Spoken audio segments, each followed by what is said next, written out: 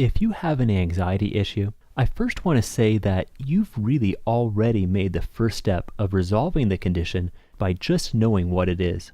A lot of people, when they first encounter anxiety disorders, something such as panic attacks, they don't initially know what's going on, and that can really make the condition a lot more frightening and kind of leave you in the dark about what to do about it.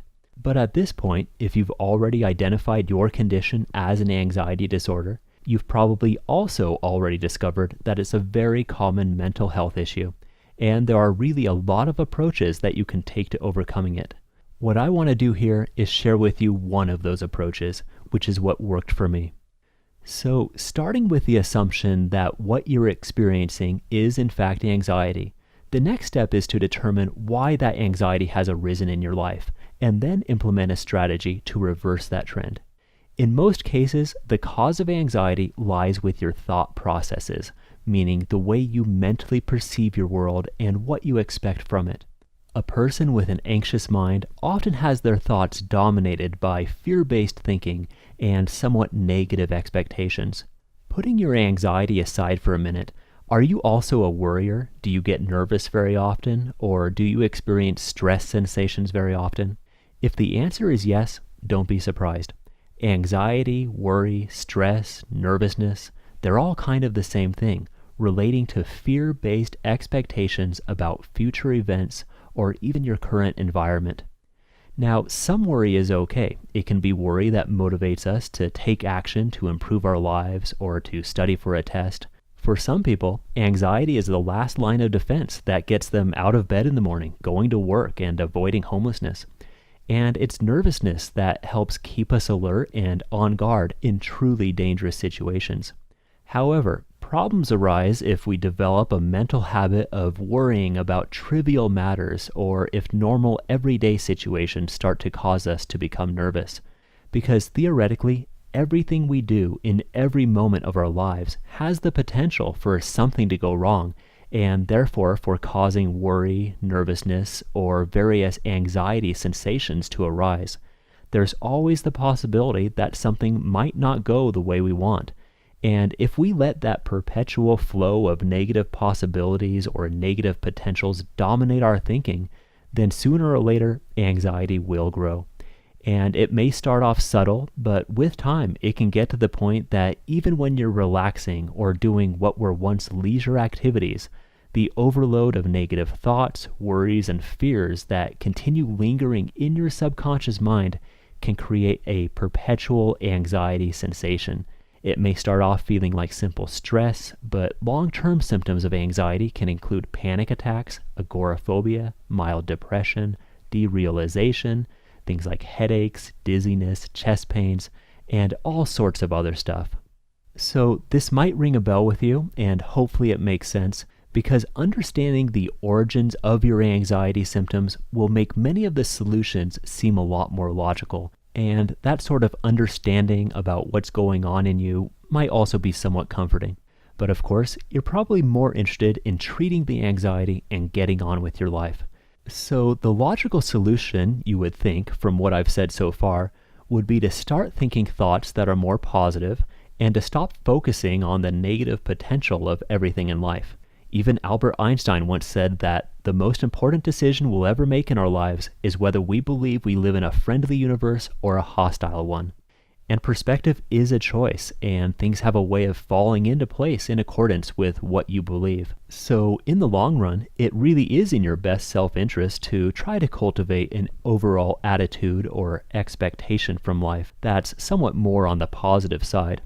However, I also know, and you've probably discovered, that it's nearly impossible to think positive thoughts all day long, and in fact, trying to do that can actually make things worse. This is because you have an intellect, which is the thinking part of you that automatically analyzes what you think and comes up with a thought about the thought. For example, you might try to think a positive thought about yourself, something to improve your self-esteem maybe, and then there's that little voice inside your head that argues back and says, no, you're not, or no, you can't, or but what if this something bad happens? And then that little voice essentially and almost instantly has turned the positive thought into a negative one. So, to keep things simple, what I suggest is that you start by focusing on just one somewhat more positive thought, and something that's at the same time realistic, meaning that it's something that you can believe and that your intellect can believe. Okay, so as an anxiety sufferer myself, there was one particular thought that I worked with that really helped me to reverse all my other tendencies toward negative and fearful thinking. I didn't have to think about putting a positive thought to every moment of my life because I simply used that one single thought for pretty much all situations. And with time, other positive thoughts just naturally started flowing from that first one, because the more I thought about this one particular thought, the more my mind actually believed it. And eventually, it really started to reshape my perceptions. It was kind of like a foundation belief that all the other more positive thoughts started to flow from, kind of like a basis for a new inner voice. Okay, so you're probably wondering, what was that thought? I first want to say that what I'm calling a thought, some might call a belief. Either way, whatever it started as, I continued reinforcing it until I saw it as an absolute truth in my life. All right, so the thought I used to begin reversing anxiety disorder, and one that you may want to try cultivating yourself, is the simple belief that says, I can handle it. That's it, and that's all. I can handle it. This means that whatever you're worried about, whatever you're nervous about, whatever that negative possibility is that you fear happening, realize now that you would be able to handle it if it did happen. When you fully internalize and believe this, you'll no longer dwell on negative possibilities so much. They just won't be so significant. And the fact is that this new thought or belief is almost certainly the truth. So it'll be hard for your intellect to argue with it, and therefore it won't be too difficult to apply this thought to just about everything you do. The fact is, you've been through quite a bit in your life already to have survived so long, and for all the situations and emotional events that you've been through, there obviously haven't been any that you couldn't handle. Nothing has killed you. You're still alive. You're watching this video. You've survived everything so far, and if the past is any indicator of the future, you'll survive a lot more. And whether you know you can or worry that you can't, you will. The human mind's ability to solve problems and endure emotional adversity is really enormous. This is especially true of anxious people. They're deep thinkers. But even fools survive in this world. So if you start to trust in yourself and in that inherent capacity within you to handle anything, you'll soon be a happier person because you'll be less overwhelmed by the negative potential that lies within every moment of life. And who's to say what's negative anyway? Some of the greatest things that have happened to me in my life came out of what I initially thought were negative experiences, but turned out to have extremely positive outcomes. The author Kierkegaard once said, "Life can only be understood backwards, but it must be lived forwards." And that is a challenge, but enjoyment of life requires some trust that there will be something positive in the negative, that everything will be okay in the end, and it will.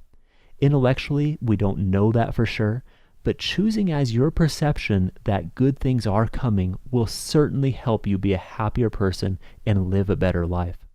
But you don't have to go that far immediately. Start with the first perception I mentioned, because when it comes to emotional possibilities, the belief that I can handle it is really a true one. So why surrender the beauty of your present moment to faulty thinking and anxiety? The only reason that you're encountering excessive anxiety or nervousness is because you've started to falsely believe otherwise. Try cultivating that real feeling in your heart that I can handle whatever happens. Start seeing your world, your future, and every moment in the light of this new perception, and in the presence of this one true belief, your worry thoughts, your negative thoughts, what-if thoughts, they'll all just lose their power. And I think there's a very good chance it'll help you overcome a fair amount of your anxiety. Just remember that whatever it is that you're worried about, stressed about, anxious about, you can handle it. Whatever the worst case scenario is, you will be able to handle it if it does happen. And with this foundation perception, negative possibilities will no longer be so overwhelming to you, and you won't build up nearly the level of negative expectations that are currently feeding into your anxiety issues. Okay, I really hope this insight has been beneficial to you. It's been a very powerful catalyst for a change in my own life, and hopefully it will be for you too. If you're interested in another technique that helped me to completely overcome anxiety and stop panic attacks, I have a free audio recording that I think you'll find extremely beneficial. It's 100% free, and you don't need to sign up for anything. I've seen it work wonders for a lot of people, and if you got anything out of this video here, I think you'll really enjoy that. If you're interested, you can listen online for free at mc2method.org.